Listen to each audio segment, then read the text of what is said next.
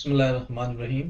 अस्सलामु अलैकुम वरहमतुल्लाहि वबरकातुहू। जी मेरे भाई, क्या हाल चाल है आप लोगों के। मार्जिनल एंड अब्जॉर्प्शन कॉस्टिंग का ये सेकंड लेक्चर है। ठीक है। और पहले आपको फॉर्मेट बताया गया है कि आपने मार्जिनल और अब्जॉर्प्शन कॉस्टिंग का फॉर्मेट लिखे और दो दफ़ा कम अज़ कम आपने ज़रूर लिखना है।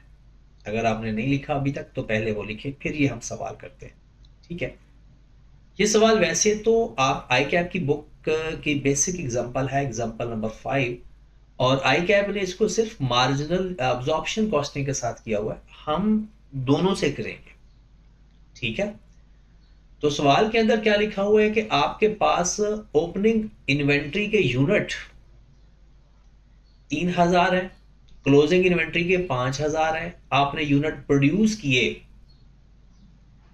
25,000, सेल किए 23,000 और बजटेड आपने बजट किया था। इसका मतलब है ये है एक्चुअल जो आपने बनाए हैं और ये है बजटेड। ठीक है। बजट किए थे 20,000 और एक्चुअल में आपने 25,000 प्रोड्यूस किए। ठीक होगी बात। अब अगर डाटा देखें यहां पर कि मटेरियल एक यूनिट का पर यूनिट बताया हुआ है, 6 रुपए मटेरियल लगता है, labour 3.50, variable production overhead 2.50, sale price 22, variable selling and admin expense 10% of sales, fix production overhead 25,000। अब अगर आपको क्वेश्चन के अंदर फिक्स प्रोडक्शन ओवरहेड बताए होते हैं तो अगर दोनों बताए हैं तो ठीक है, अगर दोनों नहीं बताए तो एक्चुअल भी यही है और बजटेड भी यही है। अगर दोनों अलग अलग बताए हों तो अलग अलग लेना है, और दोनों में से कोई एक बताया हो तो फिर एक्चुअल और बजटेड एक ही समझ लेना। फिक्स्ड एंड सेलिंग एक्सपेंस आपको बता दिए गए। अब यहां तक है सवाल। इसने कहा है कि जनाब आप अब्जॉर्प्शन के जरिए इनकम स्टेटमेंट बनाओ। हम इसको अब्जॉर्प्शन के जरिए भी बनाते हैं और मार्जिनल के जरिए भी बनाते हैं। ओके होगी बात। सवाल शुरू करने से पहले मैं एक चीज आपके साथ शेयर करना चाहता हूं कि जब भी आपको मार्जिनल के अंडर, मार्जिनल कॉस्टिंग के अंदर पर यूनिट कॉस्ट चाहिए इन्वेंट्री की, पर यूनिट कॉस्ट, तो आपने मटेरियल पर यूनिट लेना है, लेबर पर यूनिट लेना है और variable production overhead per unit लेना है बस। अगर आपने मार्जिनल कॉस्टिंग के अंदर किसी भी प्रोडक्शन कॉस्ट का पर यूनिट प्रोडक्शन कॉस्ट लेनी है ना, तो material, labour, variable production overhead. और अगर आपने अब्जॉर्प्शन के जरिए आपको पर यूनिट चाहिए या पर यूनिट की जरूरत है, अगर आपको अब्जॉर्प्शन कॉस्टिंग के अंदर पर यूनिट चाहिए, पर यूनिट इन्वेंट्री की कॉस्ट, उसमें material per unit, labour per unit, variable production overhead per unit plus fixed absorption applied rate, या आप कह सकते हो fixed production overhead rate per unit के लिए। Got it. और वैसे भी आपको पता है कॉस्टिंग फाइंड करने के लिए हम यही तो करते हैं। ओके होगी बात। अब हम सवाल अपना करते हैं। सवाल के अंदर जैसे जैसे कोई नई बात आएगी वैसे वैसे मैं आपको बताता जाऊंगा। अब हम चलते हैं पहले कि मार्जिनल के जरिए और अब्जॉर्प्शन के जरिए काम करते हैं। पहले मार्जिनल कॉस्टिंग के जरिए कर लेते हैं। मार्जिनल कॉस्टिंग में हम इनकम स्टेटमेंट बनाते हैं। अगर आपको फॉर्मेट याद है तो सबसे पहले आप अपनी सेल्स लिखेंगे। ठीक होगी बात। हाँ जी, सेल्स प्राइस पर यूनिट 22 रुपए है। सेल प्राइस पर यूनिट 22 रुपए है और यहां पर उसने बताया कि आपके यूनिट सेल कितने हुए। तो सेल की अमाउंट आ गई तो क्या करेंगे, सेल किया 23,000 यूनिट सेल किए और किस रेट पे ऊपर किए 22। तो कर लो आप 23,000 मल्टीप्लाइड बाय 22, तो अमाउंट आ गई 506,000। भाई मेरे याद रखना, ये सवाल जो बुक के अंदर है ना, उसने सिर्फ अब्जॉर्प्शन कॉस्टिंग से पूछा है। आपको सिखाने के लिए मैं दोनों से करेंगे, क्योंकि अभी हमने ना मार्जिनल का सवाल किया ना अब्जॉर्प्शन का किया, तो हम मार्जिनल और अब्जॉर्प्शन का दोनों काम इस सवाल के ऊपर करेंगे। ठीक है, मार्जिनल भी और अब्जॉर्प्शन भी। तो क्योंकि मार्जिनल आया तो वेरिएबल माइनस करेंगे, लेस वेरिएबल पहले माइनस कर देते हैं production cost, variable production cost या कॉस्ट ऑफ सेल। इसमें ओपनिंग स्टॉक, अब ओपनिंग स्टॉक के यूनिट कितने हैं? ओपनिंग स्टॉक के यूनिट है मेरे भाई 3,000, क्लोजिंग स्टॉक के यूनिट है 5,000, और जितने यूनिट प्रोड्यूस किए हैं वो है 25,000। अब आए जरा, जो चीज आपको सिखाने वाली है या समझाने वाली है, वो सबसे ज्यादा इंपॉर्टेंट ये है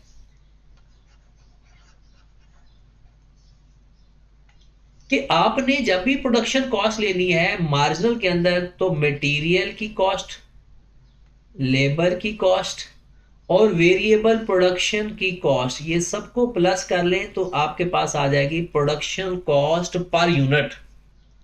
क्योंकि ऊपर नंबर ऑफ यूनिट गिवन है तो मल्टीप्लाई कर देंगे। तो इसको मल्टीप्लाई करें जरा, 6 प्लस 3.5 प्लस 2.5, तो आंसर आ गया 12। तो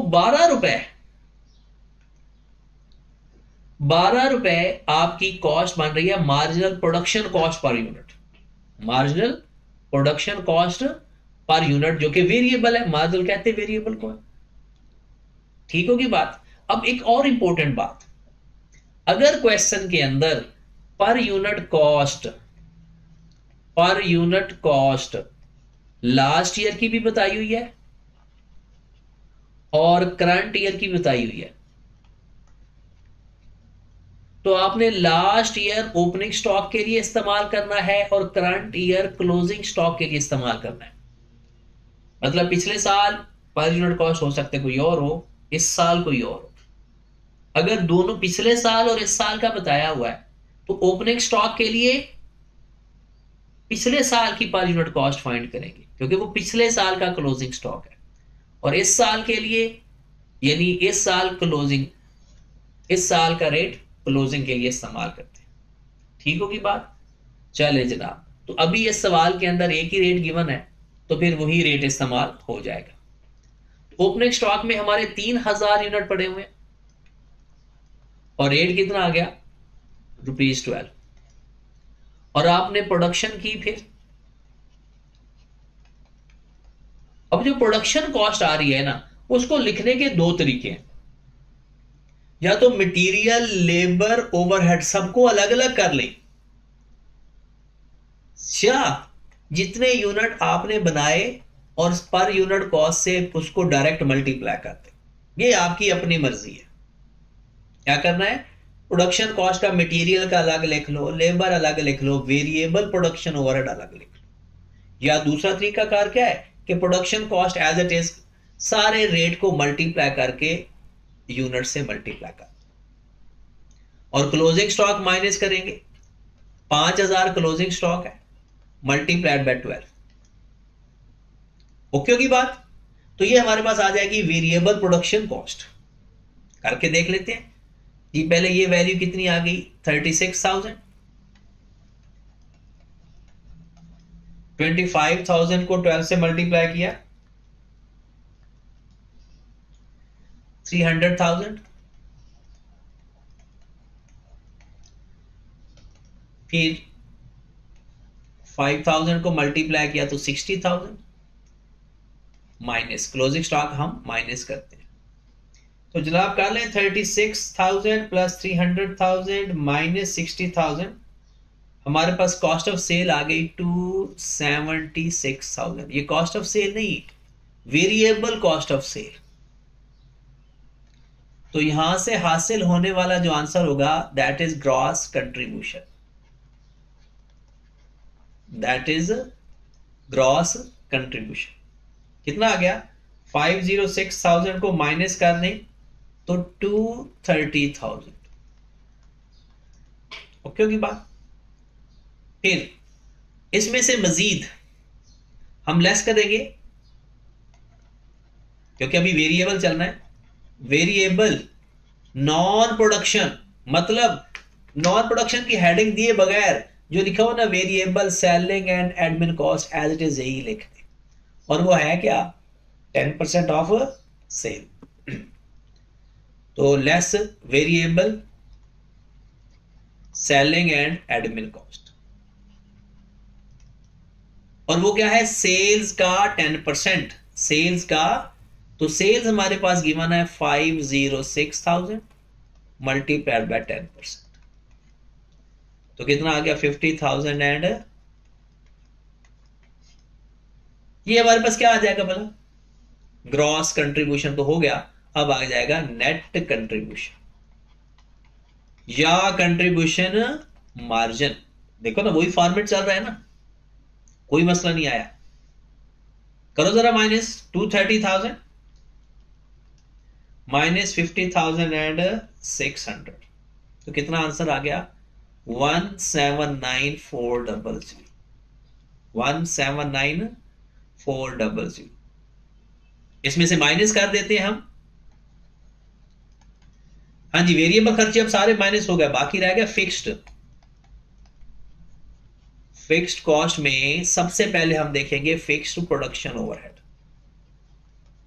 क्या बताया था इसके बारे में, या एक्चुअल लेने हैं या बजटेड। एक्चुअल नहीं गिवन तो बजटेड, दोनों गिवन है तो एक्चुअल लेने हैं, दोनों में से एक गिवन है तो जो गिवन है वही ले लो। फिक्स्ड प्रोडक्शन ओवरहेड 50,000,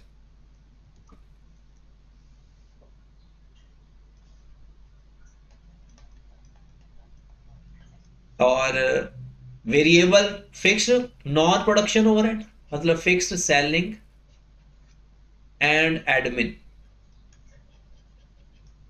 वो कितने हैं जनाब, 28,000।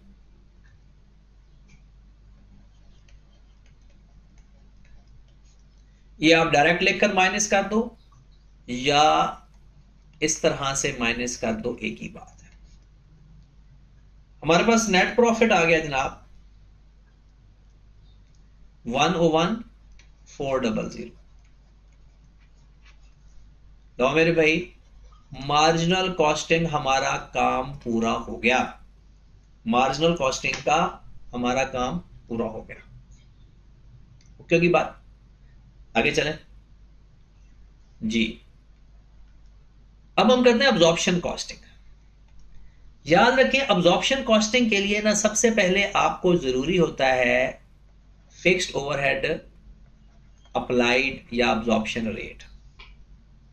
ये आप वर्किंग में पहले ही फाइंड कर दिया करें। गिवन हो तो बहुत अच्छी बात है, नहीं गिवन तो फाइंड कर लिया करें। क्या फार्मूला इसका क्या है, budgeted fixed production overhead over budgeted activity level, या नॉर्मल एक्टिविटी लेवल लिखते हैं। नॉर्मल और आपको पता है ये एक ही होता है ऑलमोस्ट, नॉर्मल एक्टिविटी लेवल। फिर वही मैं बात बताऊंगा, अगर बजटेड और नॉर्मल दोनों गिवन है तो नॉर्मल लेना है, वरना जो गिवन है वही ले ले। अब fix production overhead budgeted given एक ही है, और एक्टिविटी लेवल यहां पर देखें सारे यूनिट्स ऊपर बताए हुए हैं, ये है बजटेड एक्टिविटी लेवल 20,000। तो कितना रेट आ गया, 50,000 डिवाइड बाय 20,000, 2.5। ये रेट हमें चाहिए, बस खत्म होगी बात। रेट हमें चाहिए, वो मिल गया। अब हम सवाल करते हैं, और ये काम आपने वर्किंग में करना है। 2.5 रेट है। अब्जॉर्प्शन का तरीकाकार देख लें, अब्जॉर्प्शन कॉस्टिंग का तरीकाकार क्या तरीकाकार है जनाब। सबसे पहले सेल्स कभी चेंज नहीं होती। 23,000 सवाल अपने सामने रखें, मल्टीप्लाइड बाय 22 कितना आया था? 506,000 लेस कॉस्ट ऑफ सेल।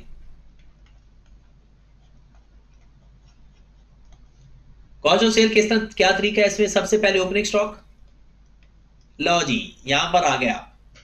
अब ओपनिंग स्टॉक में आपके जो 3000 यूनिट है ये अब 12 से मल्टीप्लाई नहीं होंगे, अब 12 से मल्टीप्लाई नहीं होंगे। क्यों? क्योंकि जब पहले आपने ऐड किया था ना material labour variable production overhead, अब इसमें ऐड कर देंगे हम फिक्स्ड अप्लाइड ओवरहेड रेट, जो 2.5 है ना वो भी इसमें ऐड हो जाएगा। तो टोटल कितना हो जाएगा? 14.5। मार्जिनल के अंदर रेट जो इस्तेमाल करते हैं मटेरियल लेबर वेरिएबल ओवरहेड, और अब्जॉर्प्शन के अंदर जो इस्तेमाल करते हैं per unit rate material labour variable production overhead और फिक्स्ड प्रोडक्शन ओवरहेड, उसका रेट गिवन है या टोटल गिवन है वो उस हिसाब से देख लेंगे। तो अब हम क्या देखेंगे? 14.5। इसमें प्रोडक्शन कॉस्ट ऐड हो जाएगी। प्रोडक्शन कॉस्ट 25,000 यूनिट बनाए मल्टीप्लाइड बाय 14 बल्कि आप ऐसा करते हैं कि इसमें 14.5 को लिखने की बजाय ना, वैसे तो आप लिख दोगे तो गलत नहीं होगा, आप 12 भी लिखते हैं। ये वेरिएबल प्रोडक्शन कॉस्ट आ गई। और मजीद इसमें कहते हैं applied production overhead 25,000 multiplied by 2.5 किया वही मैंने है 14.5। अलग अलग क्यों किया है वो मैं आपको बताता हूं कि जब हमें कंपैरिजन करना पड़ेगा ना तो हमें दोबारा नहीं फाइंड करना पड़ेगा। ऊपर वाला क्या है? Material labour variable production overhead, नीचे हमने लिख दिया फिक्स प्रोडक्शन ओवरहेड। माइनस कर देंगे क्लोजिंग स्टॉक 5,000 मल्टीप्लाइड बाय 14.5, क्योंकि इसमें तो पूरी कॉस्ट आनी है। लो जी सवाल हमारा तकरीबन हो गया। 3000 को मल्टीप्लाई करो जरा 14.5 से, 43500। फिर 25,000 को 12 से मल्टीप्लाई करो, ये तो वही आएगा 300,000 एज इट इज। 25,000 को मल्टीप्लाई करो जरा 2.5 से, 62500। और 5,000 को मल्टीप्लाई करो जरा 14.5 से, 72500। इसमें अभी हमने लेस या ऐड करना है अंडर या ओवर अब्जॉर्प्शन। ये हमारे पास कॉस्ट ऑफ सेल आ गई है, लेकिन ये इस कॉस्ट ऑफ सेल के अंदर अभी हमने अंडर या ओवर अब्जॉर्प्शन को एडजस्ट नहीं किया। और आपको पता है जब भी अंडर अप्लाइड एफओएस की बात होती है ना तो समझ लो, क्या समझ लो, अंडर या ओवर अब्जॉर्प्शन की भी बात लाजमी होती है। हाँ जी, तो करो जरा 43500 प्लस 300,000 प्लस 62500 माइनस 72500 कितना आ गया? 277,250। ये अंडर अप्लाइड है या ओवर अप्लाइड है? ये जो आपने अप्लाई किया था ये अंडर अप्लाइड है या ओवर अप्लाइड है? क्योंकि जो एक्चुअल एफओएच है वो 50,000 है, ये ओवर अप्लाइड है। ओवर है तो माइनस कर दो, ज्यादा अप्लाई कर दिया है तो जितना ज्यादा माइनस किया है माइनस कर दो 12,500, क्योंकि इसको इसके साथ कंपेयर करना है। लो जनाब, अब आपके पास आ गई कॉस्ट ऑफ सेल, और वो कितनी आ गई? 264,750। ग्रॉस प्रॉफिट आ गया। आगे तो काम बस खत्म हो गया, अब तो फॉर्मेलिटीज रह गई चीजों की। ग्रॉस प्रॉफिट 506,000 में से माइनस कर दो तो ग्रॉस प्रॉफिट कितना आ गया? 241,250। अब इसमें लेस कर देंगे नॉन प्रोडक्शन ओवरहेड, जिसमें सबसे पहले है वेरिएबल सेलिंग एंड एडमिन जो कि है सेल्स का 10%, 50,600, और fixed selling and admin expense जो कि है 28,000। लो जनाब, अब्जॉर्प्शन का नेट प्रॉफिट आ गया, अब्जॉर्प्शन का नेट प्रॉफिट आ गया। कैसे? 241,250 माइनस 50,600 माइनस 28,000, 162,650, 162,650। कभी कभी कैलकुलेशन की गलती हो जाती है तो वो कंसीडर कर लिया करें। ओके की बात? लो जी, आपको मैं एक और तरीका, एक चीज बताने लगा हूं फिलहाल। वैसे तो ये हमारा सवाल पूरा हो गया। जरा देखिए हमारा यहां पर जो यानी प्रॉफिट फाइंड हुआ था वो कितना था? 101,400 मार्जिनल का, 101,400, और अब्जॉर्प्शन का फाइंड हुआ है 162,650। मतलब अगर मैं बात करूं, मार्जिनल का जो प्रॉफिट फाइंड हुआ है 101,400, और अब्जॉर्प्शन का जो फाइंड हुआ है वो हुआ है 162,650। इनका डिफरेंस कितना आ रहा है? माइनस 101,400, 61,250, 61,250। एक मिनट, कहां पे गलती की है? ये तो नहीं आ रहा प्रॉफिट। एक मिनट, किसी कैलकुलेशन में गलती की है शायद। एक मिनट देखिएगा जरा, इसको चेक कीजिएगा। 3000 को मल्टीप्लाई किया 14.5 से, 43,500। ओके, 25,000 को 12 से मल्टीप्लाई किया 300,000। ओके, 25,000 को 2.5 से मल्टीप्लाई किया, ये भी ओके है। और 5,000 को फिर 14.5 से मल्टीप्लाई किया तो ये भी ओके है। 43,500 प्लस 300,000 प्लस 62,500 माइनस 72,500। हाँ, ये वैल्यू ये नहीं आ रही, ये वैल्यू चेंज आ रही है मेरे भाई, ये वैल्यू चेंज आ रही है। ये वैल्यू आ रही है 333,500, और इसमें से 12,500 माइनस करेंगे तो ये हमारी वैल्यू आ जाएगी 321,000।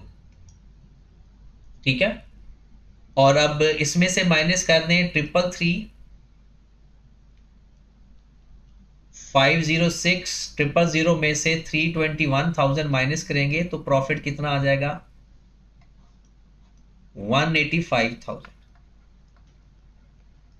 ना कैलकुलेशन में इश्यू हो गया। माइनस 56,600 माइनस 28,000, तो आंसर आ गया ये 106,400, 106,400। ठीक होगी बात? तो ये आपने तो कैलकुलेशन देख लिया होगा। चले, ओके हो गया। अब मैं आपको एक बात बताता हूं। ये हमारा प्रॉफिट चेंज आया 106,400,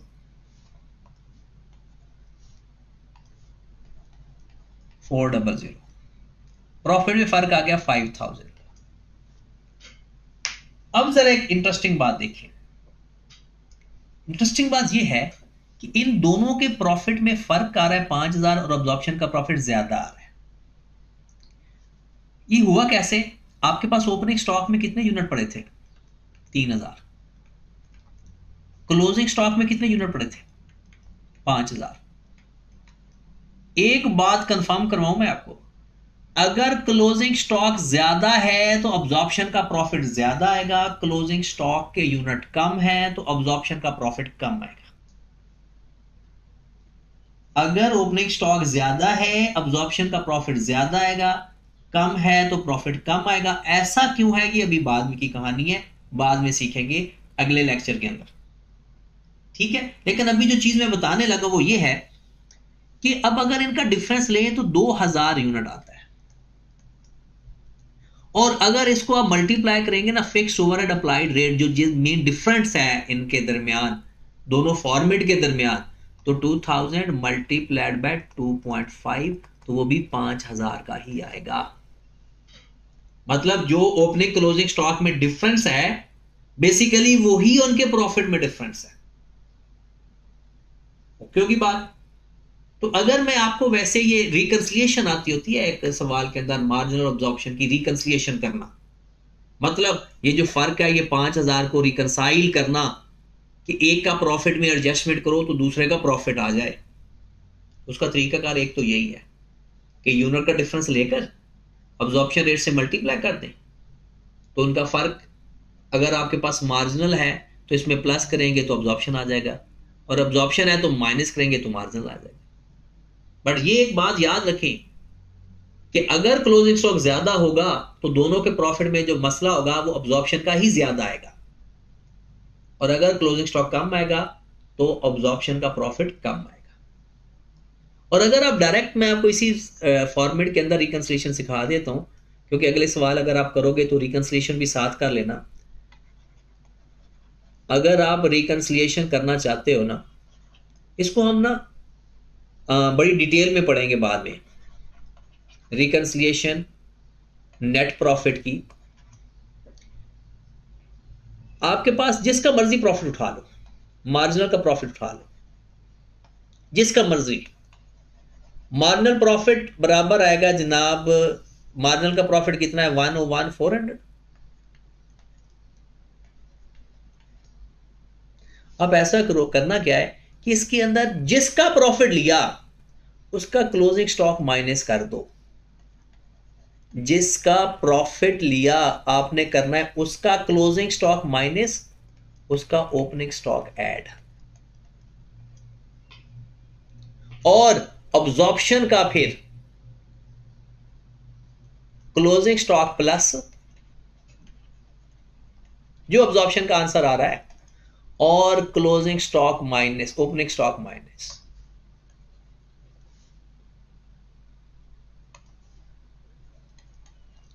अब्जॉर्प्शन का। अब क्लोजिंग स्टॉक हमने कितना फाइंड किया है, मार्जिनल में 5000 को 12 से मल्टीप्लाई किया था ना, 60,000 आया था, और इसका ओपनिंग स्टॉक 3000 को 12 से मल्टीप्लाई किया था तो 36,000 आया था, माइनस कर दो। ओके, अब्जॉर्प्शन का क्लोजिंग स्टॉक 5000 को मल्टीप्लाई किया था 14.5 से तो 72,500 आया था, प्लस कर दो, और 3000 को मल्टीप्लाई किया था 14.5 से तो कितना आया था 43,500। 3000 को मल्टीप्लाई किया था हमने 14.5 से तो 43,500 माइनस कर देंगे। ठीक होगी बात जनाब। Minus plus plus minus, minus plus plus minus, जिसका प्रॉफिट मर्जी ले लो। अब्जॉर्प्शन का लोगे तो अब्जॉर्प्शन का क्लोजिंग स्टॉक माइनस उसका ओपनिंग स्टॉक ऐड, फिर मार्जिनल का closing stock plus opening stock minus, तो आपका नेट प्रॉफिट आ जाएगा किसका, अब्जॉर्प्शन का। यानी जो लोगे उससे दूसरा प्रॉफिट आपको आ जाएगा। तो करो जरा 101,400 माइनस 60,000 प्लस 36,000 प्लस 72,500 माइनस 43,500 तो 106,400। लो मेरे भाई, आप लोगों की रिकंसिलिएशन भी हो गई, आप लोगों की ओपनिंग और क्लोजिंग स्टॉक भी हो गया, ये सारी चीजें आपकी कंप्लीट होगी। ठीक होगी बात, क्लियर है ये? ओके जी, अल्लाह।